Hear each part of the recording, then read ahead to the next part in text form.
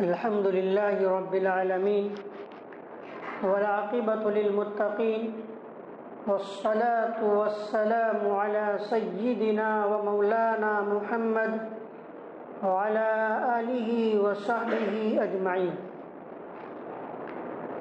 أما بعد فعن أبي هريرة رضي الله تعالى عنه قال قال رسول الله صلى الله عليه وسلم من يأخذ عني هؤلاء كلمات فيعمل بهن أو يعلم من يعمل بهن. فقال أبو هريرة رضي الله تعالى عنه قلت أنا يا رسول الله. قال اتق المحارم تكن أعبد الناس وارض بما قسم الله لك تكن أغنى الناس وأحسن إلى جارك تكن مؤمنا وأحب للناس ما تحب لنفسك تكن مسلما ولا تكثر الضحك فإن كثرة الضحك تميت القلب أو كما قال عليه الصلاة والسلام.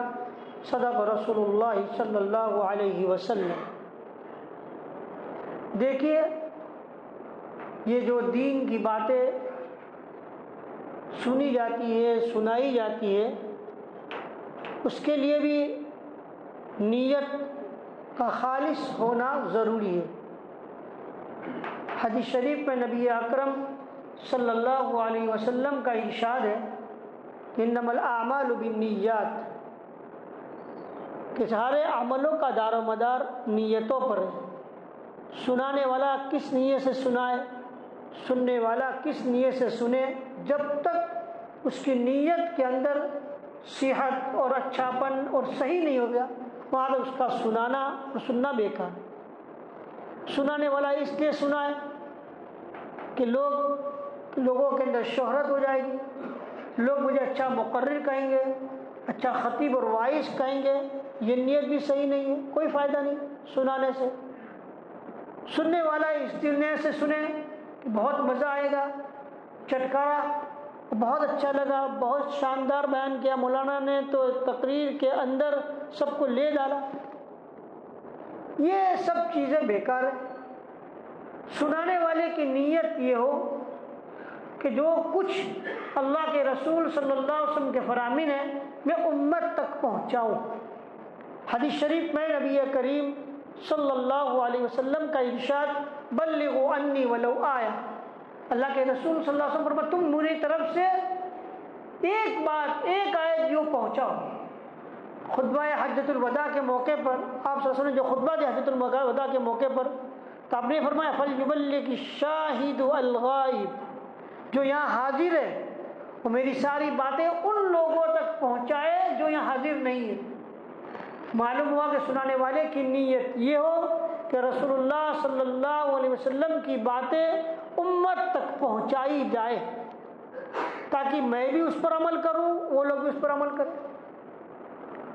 اور سننے والے بھی اسی نیت کے ساتھ سنیں کہ جو کچھ آج بتلایا جائے گا، کہا جائے گا، قرآن و حدیث کی روشنی میں جو باتیں کہی جائے گی اس پر ہم عمل کریں گے تو انشاءاللہ یہ سننا اور یہ سنانا فائدہ دے گا. میں نے جو بھی آپ کے سامنے حدیث شریف پڑھی نبی کریم صلی اللہ علیہ وسلم کی، حضرت ابو ہریرہ رضی اللہ تعالیٰ عنہ اس کے راوی ہیں.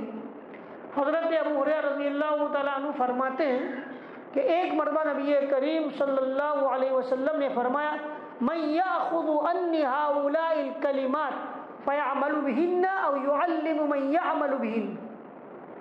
حضور پاک علیہ السلام کی عادت اور عادت شریفہ تھی کہ آپ صلی اللہ علیہ وسلم جب کبھی کوئی اہم بات کرنے جاتے تو آپ پہلے سامنے والے کو حاضر کرتے.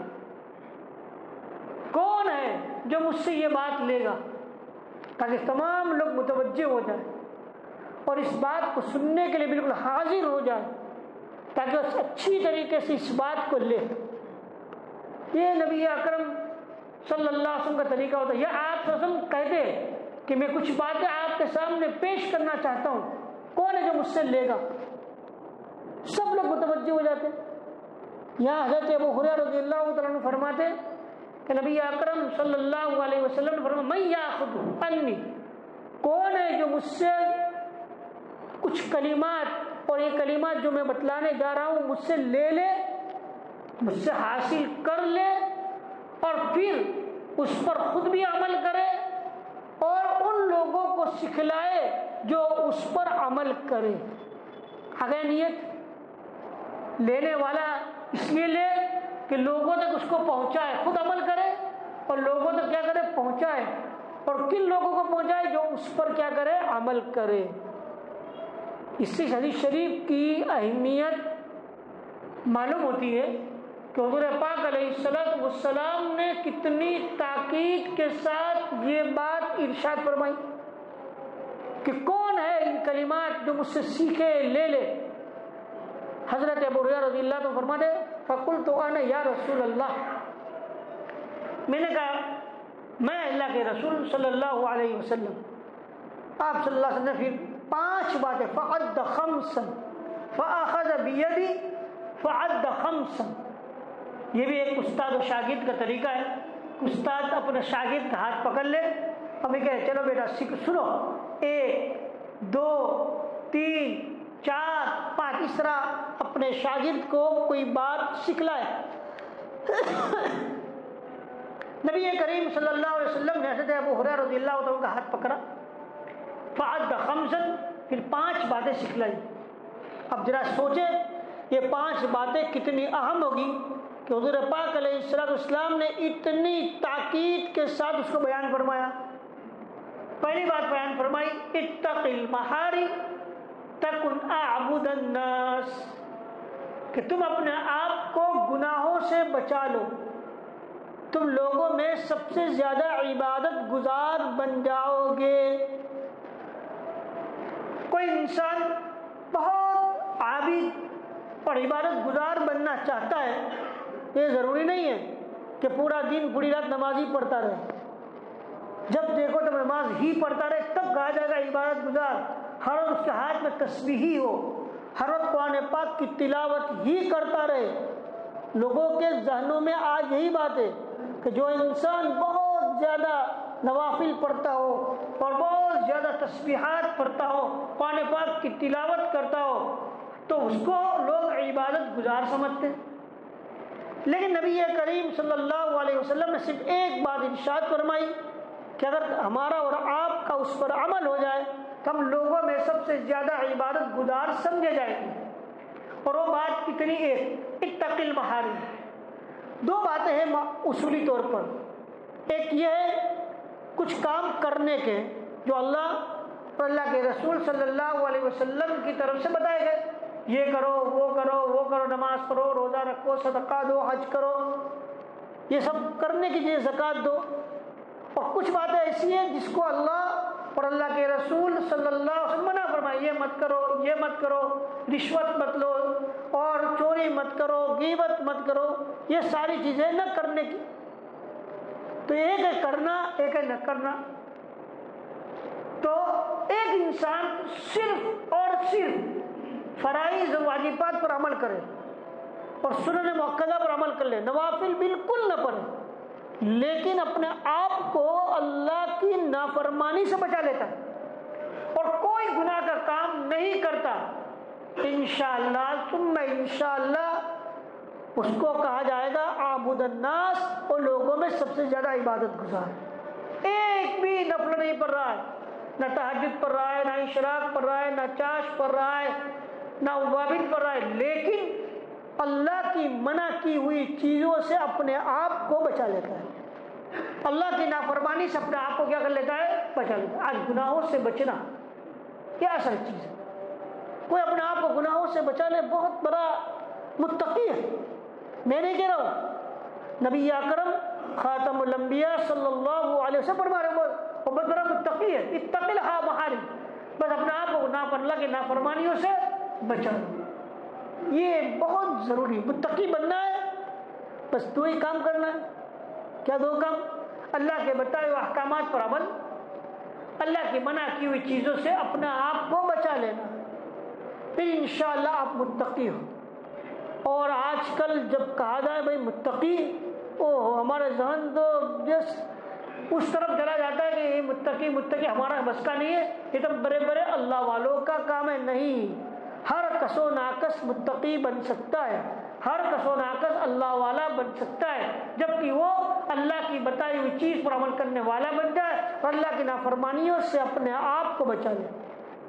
حدیث شریف میں آتا ہے ایک مرتبہ نبی اکرم صلی اللہ علیہ وسلم سے پوچھا گیا کہ یا رسول اللہ صلی اللہ علیہ وسلم، ایک شخص ہے جو بہت زیادہ عبادت کرتا ہے، نوافل پڑھتا ہے، تہجد، اشراق، چاش، قوامین، بہت صدقہ و خیرات کرتا ہے، لیکن گناہ بھی بہت کرتا ہے، اللہ کی نافرمانی بھی بہت کرتا ہے۔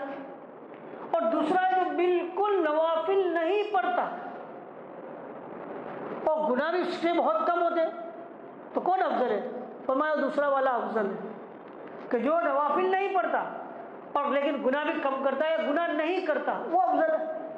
معلوم ہوا اللہ تبارک و تعالیٰ کے یہاں افضل ہونا اور عبادت گزار شخص وہ ہے جو اپنے آپ کو اللہ کی نافرمانی سے بچا لے۔ آج بہت بڑی چیز ہے، آج انسان مال کی ہوس میں، مال کے حرص میں، عزت و جاہ کے حرص میں، منصب و عہدہ کی لالچ کے اندر اللہ کی نافرمانی میں مبتلا ہو جاتا ہے۔ مال کمانا ہے، بس ذرہ برابر پرواہ نہیں کرتا حلال ہے یا حرام، ذرہ برابر بھی پرواہ نہیں۔ وہ تو یہی سوچتا ہے، یہی چاہتا ہے کس طرح مال میں اپنی عزت و وجاہت کو باقی رکھنے کے لیے کچھ بھی کر لیتا ہے، اپنے منصب پر آ کر اس کے غرور اور تکبر میں کچھ بھی کر لیتا ہے۔ لیکن دیکھیے اللہ تبارک و تعالیٰ نے فرما دیا بس اپنے آپ کو گناہوں سے بچا لو۔ آج کا سب سے بڑا عبادت گزار شخص ہوں۔ پہلی بات نبی اکرم خاتم الانبیاء رحمت للعالمین صلی اللہ علیہ وسلم فرمائی۔ دوسری بات فرمائی وَارْضَ بِمَا قَسَمَ اللَّهُ لَكَ تَكُنْ أَغْنَى النَّاسِ، اللہ نے تمہارے لیے جتنا رزق دینے پر راضی ہے اس پر تم کیا رہو راضی۔ اللہ نے جو تمہارے لیے جتنا رزق تقسیم کیا ہے اس پر تم راضی ہو جاؤ تو تم لوگوں میں سب سے زیادہ غنی ہوں گے، سب سے زیادہ غنی۔ کوئی انسان مالدار بننا چاہے تو مالدار وہ ہے اللہ کی دی ہوئی رزق پر قناعت، دو چیزیں، قناعت اور رضا بالقضاء۔ اللہ نے جتنا دیا ہے بس اس پر خوش اور اللہ کے فیصلے پر راضی، زبان سے کوئی شکوہ شکایت نہیں، میرے پاس تو یہ نہیں ہے، میرے پاس تو وہ نہیں ہے، میں یہ تنگی میں ہوں، میں ایسا ہوں، میں ویسا ہوں۔ اگر تم لوگوں میں سب سے زیادہ مالدار بننا چاہتے ہو تو اللہ کی اس دی ہوئی نعمت جتنی اللہ نے آپ کو دی اس پر راضی ہو جاؤ۔ اس حدیث شریف میں نبی اکرم صلی اللہ علیہ وسلم نے دعا سکھلائی، اللہم قنعنی بما رزقتنی، اے اللہ تو مجھے قناعت عطا فرما اتنی روزی پر جتنا تو نے مجھے دیا۔ ہم اللہ کی دی روزی پر راضی ہو جائے، اس لیے آتا ہے کتاب میں کہ اللہ جس کو دے تھوڑا وہ اس پر راضی ہو جائے تو اللہ اس کے تھوڑے عمل پر بھی راضی ہو جائیں گے، کیونکہ وہ اللہ کے تھوڑے عمل دیے ہوئے رزق پر راضی ہے تو اللہ اس کے تھوڑے عمل پر بھی راضی ہو جائے گا۔ تو یہاں نبی کریم صلی اللہ علیہ وسلم نے قناعت کا تعلیم دی ہے۔ غنا بہت بڑی چیز ہے، لاپرواہی، کوئی فکر نہیں۔ اکابر کے واقعات پڑھیے، بزرگوں کے حالات پڑھیے، ان لوگوں نے بڑے بڑے مالوں کو ٹھکرایا اور کوئی مالداروں بادشاہوں کی طرف نگاہیں نہیں کی۔ لوگ ان کو بڑی بڑی جاگیریں دینا چاہتے تھے لیکن نہیں۔ ہمیں اللہ رب العزت دیکھیے یہ چیز آ جائے حرام میں مبتلا نہیں ہوگا انسان، حرام کمائی کی طرف اس کی دل نہیں جائے گا۔ آج کل جو کچھ حرام کمائی کی طرف ہماری توجہ ہوتی ہے اور ہمارا دل چاہتا ہے اس کی وجہ کیا ہے؟ مال کی حرص، مال کی لالچ، مال اور بڑھے اور زیادہ ہو اور بینک بیلنس بڑھے میرا، پھر وہ سوچتا نہیں ہے، دیکھتا نہیں ہے کہ کیا حلال طریقے سے آتا ہے یا حرام طریقے سے آتا ہے، بس اس کے دل میں تو یہی ہے آ جانا چاہیے جتنا بھی ہو جیسا بھی ہو۔ لیکن اگر ہم اللہ تعالیٰ کے اس دیے ہوئے رزق پر راضی ہو جائے اور ہم اللہ کے اس دیے ہوئے مال پر قناعت کر لیں تو یاد رکھے کبھی ہماری نظر لوگوں کی طرف نہیں جائے گی۔ یہ قناعت کب نہیں ہوتی؟ حدیث شریف میں آتا ہے، نبی کریم صلی اللہ علیہ وسلم فرمایا ہے کہ تم اپنے سے نیچے والوں کو دیکھو، اوپر والوں کو مت دیکھو، تو قناعت آئے گی۔ تم سے جو کمتر ہے اس کو دیکھو، یار اس کے پاس اتنا بھی نہیں ہے، میرے پاس تو یہ ہے، ارے اس کے پاس تو یہ بھی نہیں ہے، میرے پاس تو یہ ہے۔ اگر آپ اوپر والوں کو دیکھو گے، ارے یار میرے پاس تو یہ ہے، اس کے پاس تو وہ ہے، اسی میں پھر کیا ہوتا ہے؟ ریس، مسابقات، آگے بڑھنے کی فکریں، حرام و حلال کی پرواہ ختم ہو جاتی ہے۔ نہیں، میں بھی ایسا ہی بنوں۔ تو اوپر والوں کو نہ دیکھیں، نیچے والوں کو دیکھیں گے تو انشاءاللہ قناعت آ جائے گی کہ مجھے تو اللہ تبارک و تعالیٰ نے بہت کچھ دیا ہے، مجھے اللہ تبارک و تعالیٰ نے بہت کچھ دیا ہے۔ تو دوسری بات یہ، تیسری بات نبی کریم صلی اللہ علیہ وسلم فرمائی واحسن الی جارک، اپنے پڑوسی کے ساتھ حسن سلوک اور اچھا معاملہ کرو، تکن مؤمنہ، تم کیا ہو جاؤ گے؟ ایمان والے۔ حدیث شریف میں آتا ہے کہ من یؤمن باللہ والیوم الآخر فلیحسن الی جارہ، جو اللہ پر اور اس کے رسول صلی اللہ علیہ وسلم پر ایمان رکھتا ہے اسے چاہیے کہ اپنے پڑوسی کے ساتھ اچھا سلوک کرے۔ پڑوسی بہت ہے، دکان کا پڑوسی، گھر کا پڑوسی، سفر کر رہے تو ہماری سیٹ کے بازو میں جو بیٹھا وہ ہمارا پڑوسی، سب جگہ پڑوسی ہے۔ پڑوسی کا اللہ تعالیٰ نے یہاں کوئی اور حدیث شریف میں کوئی قید نہیں لگا دی، یہی پڑوسی، سب پڑوسی اس میں داخل ہے۔ نہ دکان کے اعتبار سے ہمارے پڑوس کو تکلیف ہو، نہ گھر کے اعتبار سے ہمارے پڑوس والے کو تکلیف ہو۔ حدیث شریف میں آتا ہے نبی کریم صلی اللہ علیہ وسلم کا ارشاد ہے کہ حضور پاک علیہ السلام فرما دے کہ جبرائیل امین نے آ کر مجھے اتنی تاکید کی پڑوسی کے حسن سلوک کے بارے میں اور اس کے ساتھ اچھا سلوک کرنے کے بارے میں کہ مجھے یہ محسوس ہوا کہیں اس کو وارث نہ بنا دیا جائے میرے مال میں۔ بہت طویل بیان اور حضور پاک علیہ السلام کی کثرت حدیث شریف موجود ہے جس کے اندر اس بات کو بیان کیا گیا ہے کہ پڑوسی کے ساتھ اچھا سلوک کرو، پڑوسی کو تمہارے سے ذرہ برابر بھی تکلیف نہ پہنچے۔ ایک اللہ والے تھے دیوبند کے اساتذہ کرام میں سے، ان کا گھر بوسیدہ ہو گیا تھا، ریپیئرنگ کے اندر ہر مرتبہ اتنا سارا خرچہ ہو جاتا، کسی نے کہا حضرت ایک نیا گھر بنا لیجیے نا، اتنا سارا خرچہ ہوتا، اتنا خرچے میں تو نیا گھر بن جاتا۔ کہا کہ مجھے اچھا نہیں لگتا، یہ پورے محلے میں کسی کا اس سے اچھا گھر نہیں ہے، اگر میں اچھا گھر بناؤں گا میرے پڑوسی کو کتنی تکلیف ہوگی کہ ہمارے پاس نہیں ہے اس لیے ان کے پاس تو ہے، میں نہیں چاہتا ہوں کہ میرے پڑوسی کو تکلیف ہو، بس میں بھی اسی پر گزارا کروں گا۔ ارے اللہ والے پڑوسی کے ساتھ حسن سلوک میں اور اس کا خیال رکھنے میں کتنا اہتمام کرتے تھے۔ آج ذرا دکان والے بازو کی دکان میں کچھ ہو گیا بس اس کی تکلیف اس کے پیچھے پڑ جاتے، اس کو تکلیف دینے کے لیے، اس کو گرانے کے لیے، اس کو ختم کرنے کی کوشش ہوتی ہے۔ نہیں، رسول اللہ صلی اللہ علیہ وسلم کی تعلیم نہیں، آپ کی تعلیمات بھری بھری ہوئی ہے پڑوسی کے ساتھ اچھا سلوک کرنے پر، اور اسی بنیاد پر تو لوگ اسلام لاتے ہیں۔ ایک اللہ والے کا واقعہ لکھا ہے، میں نام بھول رہا ہوں، بڑے اللہ والے تھے، ان کا مکان کے پڑوس میں ایک مجوسی غیر کا مکان تھا، اور اس کا جو کھار ہوا تھا اس کے اندر سے کچھ سوراخ ہو گیا تھا، اور اس کی وجہ سے گندگی اس مکان میں آتی تھی۔ وہ کچھ برتن وغیرہ یا کوئی چیز رکھ لیتے لگن وغیرہ، وہ ساری گندگی اس پہ جاتی اور رات کو جا کے باہر پھینک دیتے تھے۔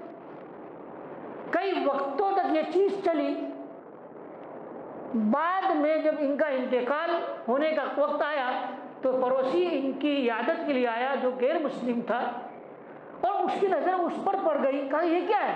کہا میں تمہارے یہاں سے گندگی آتی ہے، میں کہا تمہیں کہاں تکلیف دوں، تمہیں کہاں پریشان کروں، میں خود ہی تکلیف اٹھا لیتا تھا۔ کہا اچھا یہ ہے تمہاری اسلام کی تعلیم ہے، آپ ہاتھ بڑھائیے میں تمہارے ہاتھ میں ایمان لے آتا ہوں۔ آپ اٹھا کر دیکھ لیجیے واقعات کو اور حدیث پاک کو کہ کتنی اہمیت پڑوسی کے ساتھ اچھا سلوک کرنے پر۔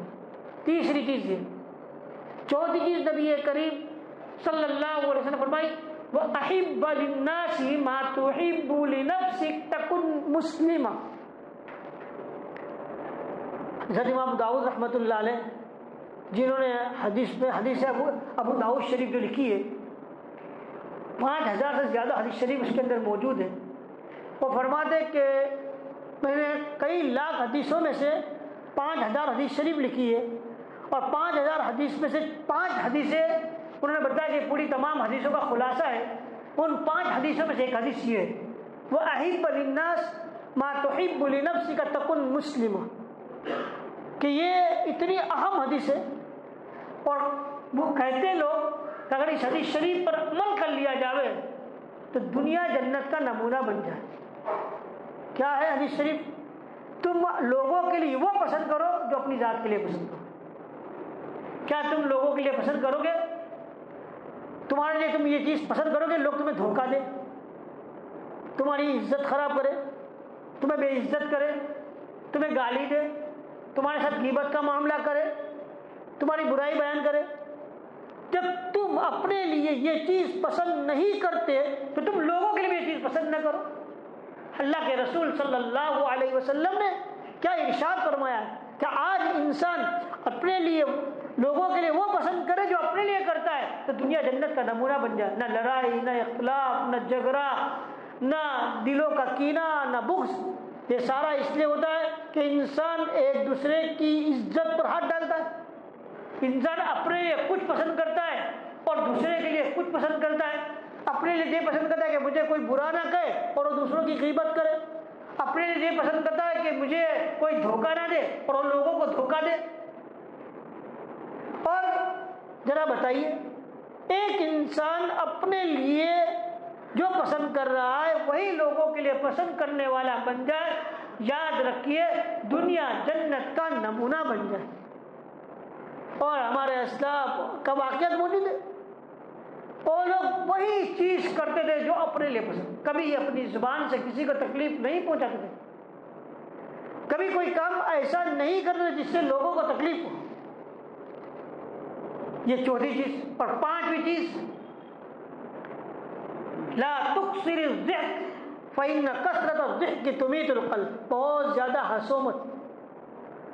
بہت زیادہ ہنسنا دل کو مردہ کر دیتا ہے، اور جب کسی کا دل مردہ ہو جاتا ہے تو پھر حق بات اس کو سمجھ میں نہیں آتی، حق اور ناحق کی تمیز اس کو ختم ہو جاتی ہے۔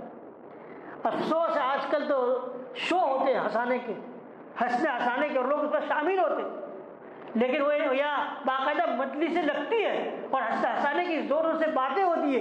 یا رسول اللہ صلی اللہ علیہ وسلم فرماتے کہ زیادہ ہنسنا یہ دلوں کو مردہ کر جائے، اور جب دل مردہ ہو جائے گا تو حق بات پر عمل چھوٹ جائے گا اور انسان ناحق پر عمل کرتا ہو جائے گا۔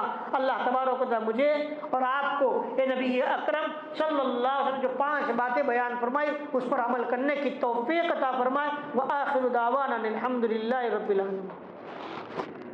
اللہ اکبر، اللہ اکبر۔